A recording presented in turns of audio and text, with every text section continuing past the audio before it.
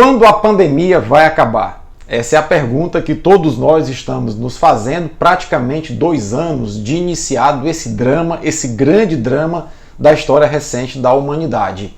A resposta a essa questão é relativamente complexa e eu vou procurar fazer uma reflexão com vocês nesse vídeo para tentar dar uma luz a essa resposta, tentar nos aproximar dessa resposta de quando a pandemia de Covid-19 vai acabar e quando nós poderemos voltar a ter uma vida relativamente normal. Eu sou o Paulo Henrique, sou biólogo e dentista, mestre e doutor em microbiologia e imunologia e professor universitário aqui no estado do Piauí.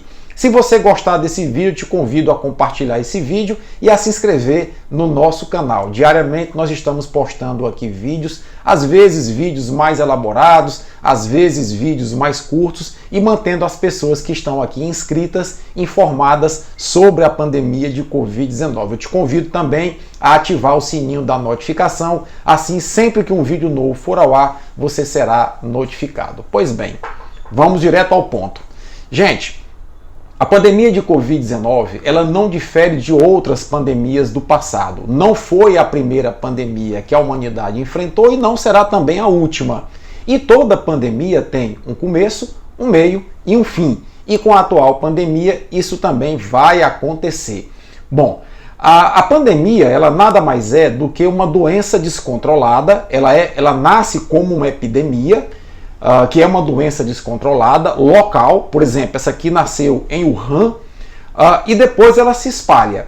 E quando ela se espalha por vários continentes, vários países, e assume esse papel de descontrole, esse comportamento de descontrole, melhor dizendo, ela é chamada de pandemia. Então, pandemia nada mais é do que uma doença descontrolada que surgiu localmente como uma epidemia e rapidamente se alastra por diversos países e diversos continentes. Bom, à medida em que a doença avança, algumas pessoas vão morrendo, outras vão contraindo a doença e vão se curando e vão desenvolvendo, por isso, uma resposta imunológica àquela doença. Bom, com a modernidade e o desenvolvimento da ciência, nós podemos oferecer à população uma forma mais segura de desenvolver a resposta imunológica através das vacinas. Na verdade, quando você vacina uma pessoa, você está simulando a doença naquela pessoa, enganando o seu sistema imunológico, que entende que a vacina é o agente infeccioso, produz respostas, e aí quando a pessoa encontra o agente infeccioso verdadeiro, por já ter respostas produzidas, ela não adoece ou, se adoecer, adoece com uma forma mais branda da doença. Tá? Então, nesse cenário, no mundo inteiro já foram aplicadas mais de 8 bilhões de doses de vacinas contra o coronavírus. Somando-se isso às pessoas que contraíram Covid-19 e curaram a Covid-19, nós temos um contingente populacional no mundo muito grande com alguma resposta imunológica ao coronavírus.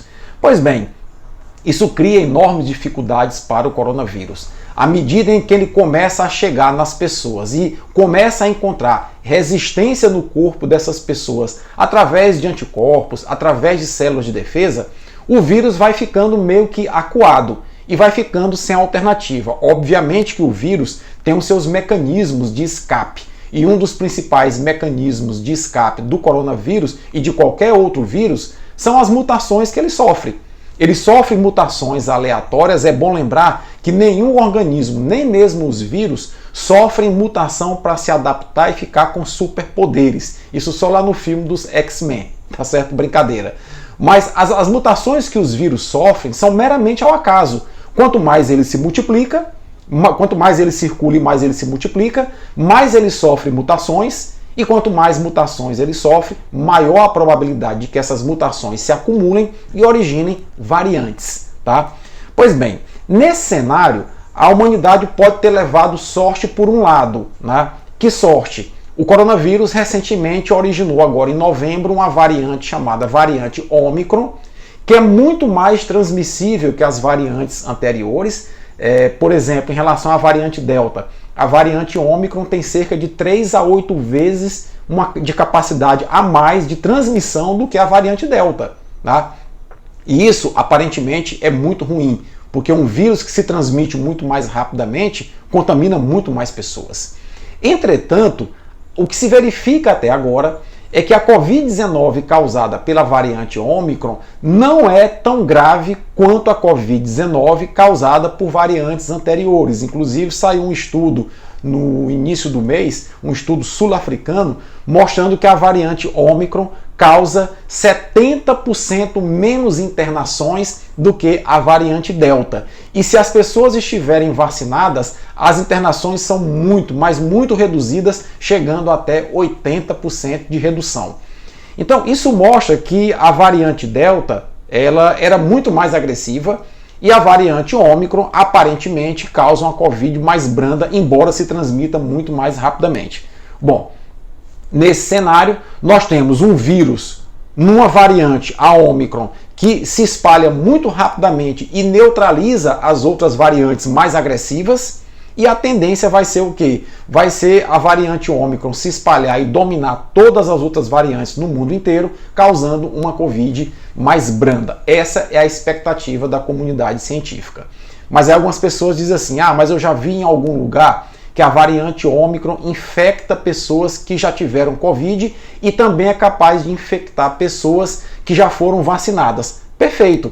Só que essas pessoas que tiveram Covid e que já foram vacinadas, por terem resposta imune ao coronavírus, quando contraem a variante Ômicron, contraem uma Covid branda, uma Covid que não resulta em hospitalização, que não resulta em morte na ampla maioria das vezes, tá? Então, a tendência que nós, cientistas, estamos observando a partir do comportamento evolutivo desse vírus é que a relação parasita-hospedeiro, nesse caso, como qualquer outra relação parasita-hospedeiro, vai tender a um equilíbrio, tá? O vírus é um parasita, nós seres humanos somos hospedeiros. Quando um vírus, um parasita, entra no nosso corpo, começa a se estabelecer uma relação evolutiva. O parasita, o vírus, tenta se adaptar a se multiplicar em nosso corpo e o nosso corpo se adapta tentando frear essa capacidade de multiplicação do vírus. Disso resulta o equilíbrio da relação parasita-hospedeiro, que pode levar meses, pode levar anos, às vezes até décadas nesse processo de evolução natural. Com isso, o que eu quero dizer é que, à luz das evidências, à luz do que já se sabe em relação ao conhecimento da relação parasita-hospedeiro, a tendência é que na atual pandemia de Covid-19, o coronavírus estabeleça uma relação com a espécie humana relativamente harmoniosa. Ele vai continuar causando Covid-19, nós não vamos nos livrar do coronavírus tão cedo, mas nós iremos conviver como convivemos com gripe, por exemplo. Lembrem que o vírus H1N1, quando surgiu lá no início do século XX, causando a pandemia de gripe espanhola, matou milhões de pessoas pelo mundo afora. Hoje a gente convive relativamente bem com esse vírus. Por quê? Porque hoje nós já temos, nós humanidade, uma resposta imune a esse vírus. E isso freia o ímpeto do vírus em se multiplicar. Ele até que contamina as pessoas, mas na maioria das vezes causa gripe, às vezes uma gripe forte, mas que não é letal. Hoje, a influenza, quando mata crianças muito jovens e mata idosos, por ter uma especificidade de resposta imunológica que leva a uma tendência de maior agravamento nessas pessoas e em pessoas que tenham comorbidades associadas, tá? Então, essa é a tendência do coronavírus, é estabelecer esse parâmetro de equilíbrio. É bom lembrar que desde o século XIX já há registro de coronavírus infectando seres humanos e causando doença respiratória. Há indícios fortíssimos de que a gripe russa, por exemplo, que ocorreu no século XIX, foi causada por um coronavírus. Vários coronavírus provocam doenças respiratórias leves na espécie humana. A tendência, acredito eu, é que o SARS-CoV-2, que é o atual coronavírus, e as suas variantes, possam vir, num futuro breve, também causar doenças respiratórias, mas doenças respiratórias mais leves. Essa é a expectativa. Agora, quando a pandemia vai acabar? Esse é um desafio muito grande fazer essa previsão, né?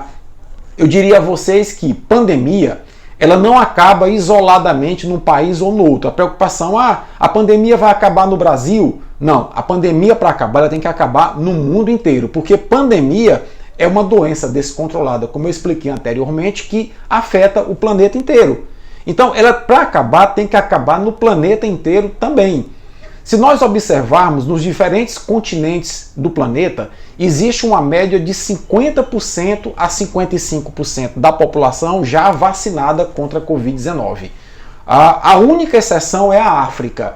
A África tem apenas 7 a 12% da sua população vacinada. Há uma grande negligência mundial com a África. O mundo adquiriu vacinas, o mundo fez estoque de vacinas, principalmente os países ricos, e deixaram a África desassistida. Isso é preocupante por quê? Porque se a África ficar desassistida, não imunizada, é provável que o coronavírus continue a circular numa intensidade muito grande por lá, e a partir dessa circulação numa intensidade muito grande, é provável que lá possam surgir novas variantes. Mas a expectativa global, a expectativa mundial é que a gente consiga, em 2022, ter um fim da atual pandemia de Covid-19. A própria Organização Mundial de Saúde já sinalizou nesse sentido que, se a vacinação continuar a avançar no atual ritmo, com a aplicação inclusive de doses de reforço,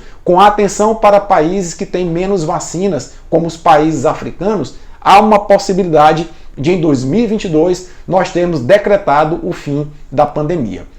Aí você me pergunta, e se a pandemia chegar ao fim, nós estamos livres da Covid-19? Provavelmente não. Provavelmente nós vamos conviver com o coronavírus como convivemos com a influenza o restante de nossas vidas. Eventualmente vai haver um surto epidêmico de coronavírus, de Covid-19, como está ocorrendo, por exemplo, atualmente no Brasil, com o surto de H3N2, vírus de influenza. São Paulo, Rio, Minas Gerais, Bahia estão sofrendo muito com os casos de gripe. É provável que com o Covid-19 a gente também tenha essa perspectiva, ou seja, a doença vai se equilibrar, ela vai virar uma endemia com um número de casos relativamente constante ao longo dos anos de agora em diante, com surtos epidêmicos esporádicos, como acontece com influenza. Para isso, eu acho que algum comportamento a gente já assimilou durante a pandemia e deverá manter esse comportamento de agora em diante, como, por exemplo,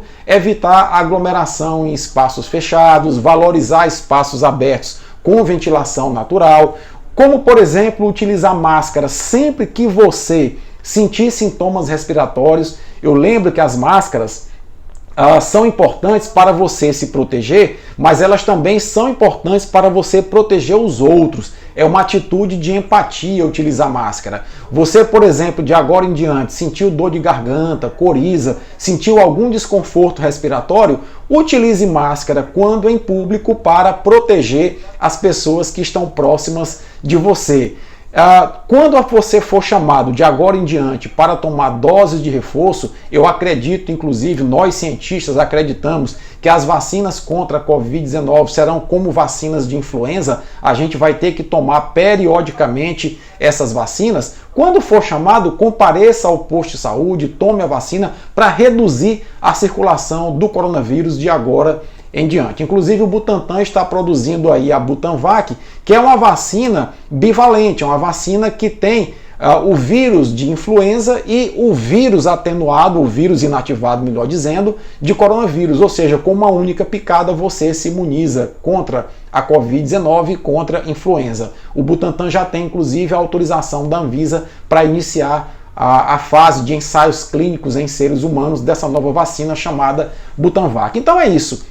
Eu acho que a pandemia vai acabar, nós cientistas achamos que ela vai acabar, deverá acabar agora em 2022 e deverá virar uma endemia, ou seja, uma doença que nós iremos conviver com ela com números constantes ano após ano e com algum pico epidêmico, eventualmente como acontece com a atual influenza.